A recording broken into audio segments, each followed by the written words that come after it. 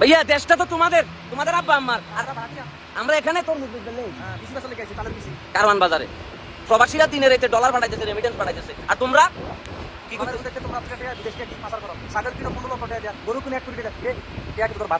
ভাতের বদলি আলু খান, আর আলুর বদলি বালু খান, আর বালু না পাইলে লুঙ্গি উসাবে হইতাছে না। আর আমরা লুটপাট করতেই থাকি। মেশিন বয়াইছে। এই আলু 70 টাকা করে কেজি আলু, আমার বাপ দাদার 70 টাকা আলু খাই। এদেশের মানুষ যাবে কোথায়?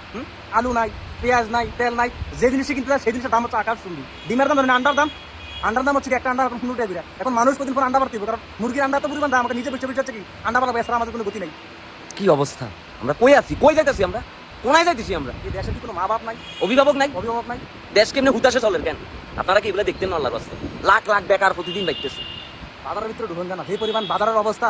এই যে যারা আছে মধ্যবিত্ত নিম্নবিত্ত পরিবারের মানুষ, তাদের জীবনে শুধু হতাশ আর হতাশ। আমরা যে কারো কাছে যাই কি লজ্জা ভাঙি কমেছে, ভাইয়া আমার এখন ত্রাণ দরকার, এটা তো বলতে পারছি বললে আমাদেরকে সোসাইটি অ্যাকসেপ্ট করতো না। তাই আল্লাহ খেলা গরিব, অথচ ভাইয়া আমার তো তোর মতো হরহন্ডা টিয়া নাই রে। আমি তো তোর মতো ওয়াল দড়ি ওয়ালের নিচে উইতো মুখের ভিতরে বেলা বিশ করতে টিয়া কামাই না ভাইয়া।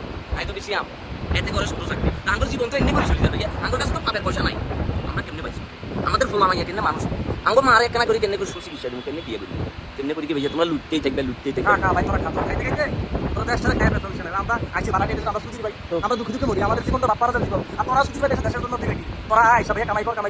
জনগণের টিয়া দিয়ে পড়াশোনা করছো, জনগণের ট্যাক্সের টিয়া দিয়ে পড়াশোনা করে বড় অফিসার হই, জনগণের এখন মারি দিতে।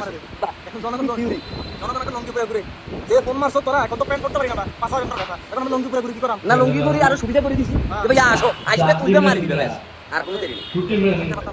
প্রত্যেকটা জিনিসের দাম আকাশ। দেশের মানুষ যে কি পরিমাণ চিৎকার করে, দরজা বাড়িতে চিৎকার করে, তোরা এই চিৎকার শোনার মতো দেশের মানুষ। আচ্ছা, এই দেশে যে একটা রিক্সাওয়ালা বাটপারি করে, একটা তরমুজ ব্যবসায়ী বাটপারি করে, বাটপারিগুলো কি তারা শিখছে না? আমরা শিখেছি। আমরা যারা কলম ধরছি, আমরা যারা কলম চালাইতে পারি, আমরাই তো সবচেয়ে বড় সুর। আমি যদি আমার চেয়ারে ঠিক দেখতাম, একটা রিক্সাওয়ালা একটা বাস ড্রাইভার কি আমার কাছ থেকে বেশি বাড়ানো শুরু করতো, আমি তো তারে দেখাই দিচ্ছি, তারে দোষ দিলাম আর নিজের কলমে দিলাম না। আরে আবার দিন শেষে এবং শ্রেষ্ঠ বাবার ছাগল হুন্দাই না টিয়া, ছাগল চুরি করি মা টিয়া হানাই দিছিস তো বিদেশে, আবার দিন শেষে তোর মাইয়া আসি বলে দিকে আমার পিতাই ও আর বাকি এবং কম কর কেন? না ওদের বাবা বাবা আমাদের বাবা আলী বাবা খা খা তোরা খাই এই যে এই যে খবরের ভিতরে আর শেষ বয়সে উষ্টা খাই মরবি পানি ঢুকতে নদীর ভিতরে টিয়া এখন খাইতে দিয়ে একদিন।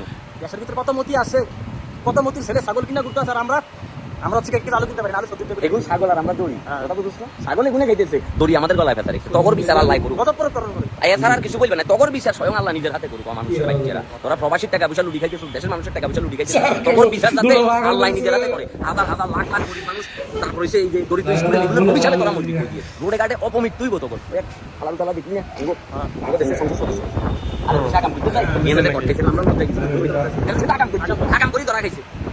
বিচার আল্লাহ আল্লাহ করবে পানের বাচ্চারা।